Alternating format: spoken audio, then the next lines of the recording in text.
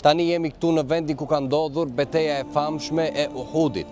Në prapavi, atje mund të shikoni kodrën e shigjetarëve.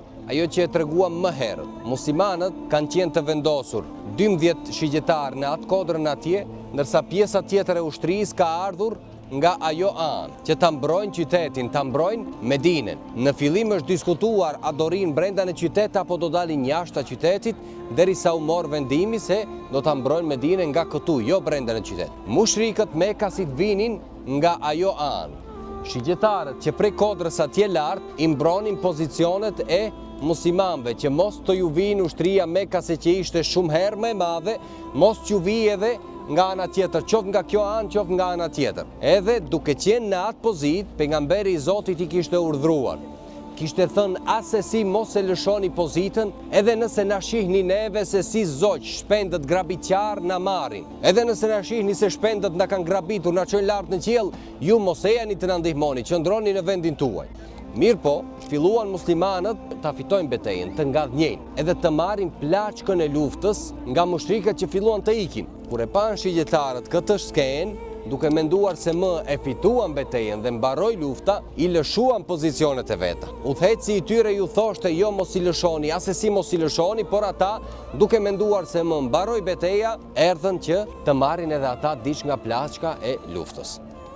Halid ibn Velidi, që atëherë nuk ishte bërë ende musliman dhe që ishte në ushtrinë Mekase, e pa këtë dhe e shfrytëzoi. Me një grup të ushtrisë, çfarë bëri? Shkoi nga ajo pjesë nga malet edhe i doli ushtrisë muslimane nga prapa. Tash mbeten muslimanët të ekspozuar edhe nga para nga ushtria Mekase, edhe nga mbrapa nga ushtria Mekase. Dhe kështu i kapi hutia dhe si rezultat i kësaj edhe u humb betejë. Mësimi që dua ne ta marrim nga kjo kodër dhe nga shigjetarët është jashtëzakonisht i madh dhe i vlefshëm. Kanë qenë 12 shigjetarë. Allahu fuqiplot në Kur'an në ajet thot ua fala atyre gabimin që e kanë bërë. Dhe të gjithë janë në xhenete të pranuar shahid tek Allahu fuqiplot. Por në historinë islame, të dashur umregji, janë të shkruara të gjitha detajet. Çdo gjë është dokumentuar në detajin më të imët, por nuk mundesh asesi ta gjesh si kanë quajtur këto 12 shigjetarët që kanë qenë atje. Nuk e kanë transmetuar sahabët më, edhe pse e kanë ditur kush ka qenë aty, por nuk e kanë përquar, nuk e kanë përcjellë te gjenerata tjera. As nuk është shkruar në libra.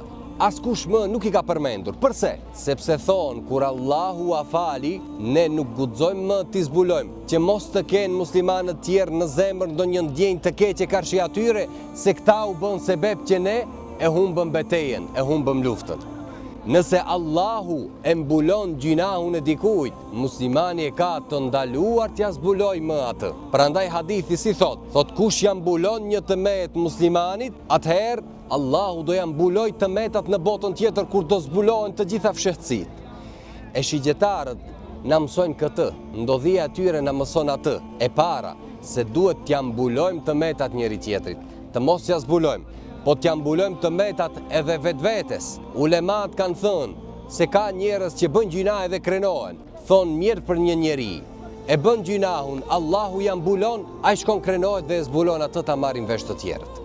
Ti mbulojmë gjinahet tona, mos t'i zbulojmë fshehtësitë tona, ta ndihmojmë njëri tjetrin, se i dashur i Zotit si thot men tatabba'a auratin nasi tatabba'a Allahu auratah. Kush vrapon pas fshehtësive të tjerëve të njerëzve t'i zbuloj ato, le ta di se Allahu shkon pas fshehtësive të tij dhe ja zbulon. Prandaj duhet kujdes. Mësimi i dytë që na mëson kjo ndodhi, fshehja e emrave të shigjetarëve, është se në Islam rëndësi ka ngjarja, mësimi, jo personi, jo individi. Prandaj shpesh herë në shumë transmetime kur është qortuar dikush në historinë islame, si thuhet, erdhi një njeri te pejgamberi i Zotit. Nuk ja përmendin emrin, edhe pse e kanë ditur kush është. Pse? Se nuk i intereson njeriu, i intereson ndodhia, mësimi, ngjarja. Le ta shfrytëzojmë këtë rast, le ta shfrytëzojmë këtë vend që ta mbushim veten me mësim, ta mbushim veten me urtësi nga urtësia që e kishin gjeneratat tona të para. E lutim Allahun të na udhëzojë në rrugën e drejtë, të na bëjë ndjekës të atyre që flijuan çdo gjë, që dolën këtu të sakrifikojnë këtu në Uhud, që ne sot të jemi musliman,